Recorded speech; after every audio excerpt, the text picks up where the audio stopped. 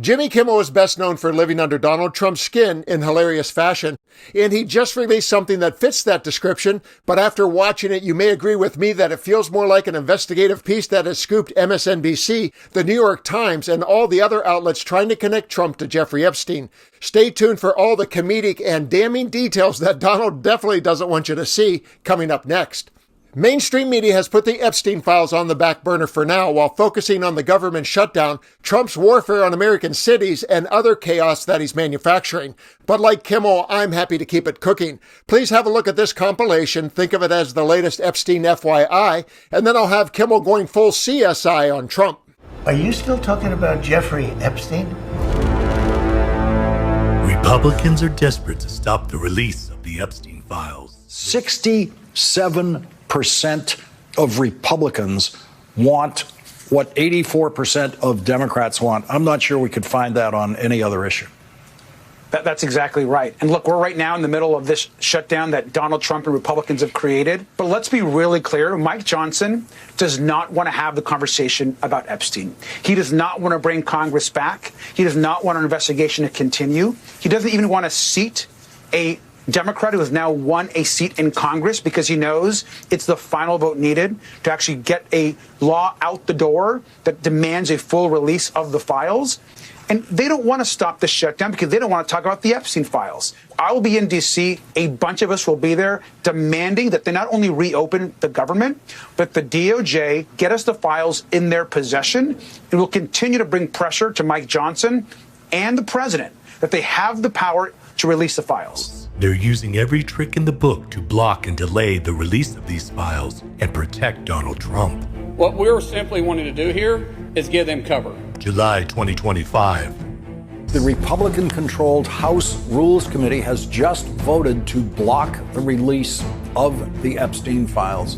Because they're afraid to release the Epstein files. September 2025. Republican members of the House Financial Services Committee block efforts by Democrats to subpoena the Treasury Department for unredacted documents on Epstein's financial transactions. September 2025. I filed an amendment that would require the Attorney General to release all the Epstein files. Senate Republicans defeat an amendment from Chuck Schumer that would have compelled the DOJ to release all Epstein files. The amendment failed by a 51-49 vote. Top House Republicans prevented a floor vote on a discharge petition that would have forced the release of the Epstein files. Mike Johnson is refusing to swear in newly elected Arizona Democrat Adelita Grijalva. He's doing it to avoid a vote on releasing the Epstein files. When you are sworn in, do you intend to sign the discharge petition that would force a vote on the release of the Epstein files? Yes, I do. Now that we're up to speed on the game of whack-a-mole that Trump's White House is playing with the Epstein files, let's have a look at Jimmy Kimmel, a mole in Trump's world that no amount of whacking can keep down. It is damn funny, but it is also a damning piece of circumstantial evidence that everyone who sits in the court of public opinion should see. You signed Jeffrey Epstein birthday letter. It's not my signature, and it's not the way I speak. And anybody that's covered me for a long time know that's not my language. It's nonsense.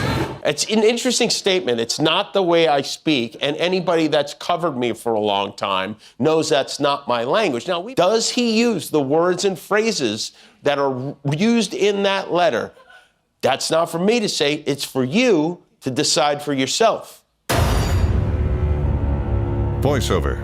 There must be more to life than having everything. Look what I have. I have everything. I have everything. We have everything. Donald. Yes, there is, but I won't tell you what it is. Oh, yes, there is. And I won't tell you what it is. Yes, there is. I won't tell you what it is. I won't tell you who it was. But Jeffrey, nor will I, since I also know what it is. Nor do I. Nor did I. Nor do I. Nor would I. And I know what it is. I know what it is. I know what it is. Donald, we have certain things in common, Jeffrey. We have a lot of things in common. I think we have a lot of things in common. Certain things. Things in common. Right, Jeffrey? Jeffrey, yes, we do, come to think of it. Yes, we do. Yes, we do. Come to think of it. Come to think of it. Come to think of it. Yes, we do. Donald, enigmas never age. Have you noticed that? Carson's an enigma. Have you noticed that? Well, you noticed that. Jeffrey, as a matter of fact, it was clear to me the last time I saw you. As a matter of fact, it was clear the last time I saw. The last time I saw him was at Mar-a-Lago. Trump, a pal is a wonderful thing. He's my friend, my pal. He's my pal. Pal is a wonderful thing. It's a wonderful thing. Wonderful, wonderful thing. Wonderful thing. Happy birthday, and may every day be another wonderful secret. Happy birthday. Happy birthday. May your dreams come true. May you all have a truly blessed Hanukkah. Let's talk about a big secret. Big secret. Big secret. Incredible secret. Wonderful. Wonderful secrets. Secrets. Our most precious secret. Jeffrey, wherever you may be, Jeffrey, thank you. Oh, happy birthday. Donald Trump's language isn't just messy and goofy, it's evidence that betrays him like fingerprints. We've seen him call things perfect, incredible, and the best in history when they're the opposite. And he often exposes his own guilt through accusations, labeling others disgusting or corrupt, which of course describes his own behavior. Linguists call it semantic leakage. Psychologists call it projection. But in Trump's case, it's just Wednesday. And of course, those verbal tics or semantic leakage gives him away and reveals the dark hiding underneath his current bluster of nonsense and lies. They have left a trail of breadcrumbs back to the birthday celebration of his best friend Jeffrey Epstein and completely destroys his denials. I'm Dan, thanks for watching, and now I want to know what you think. Please leave a comment below, and let's continue to occupy democracy together.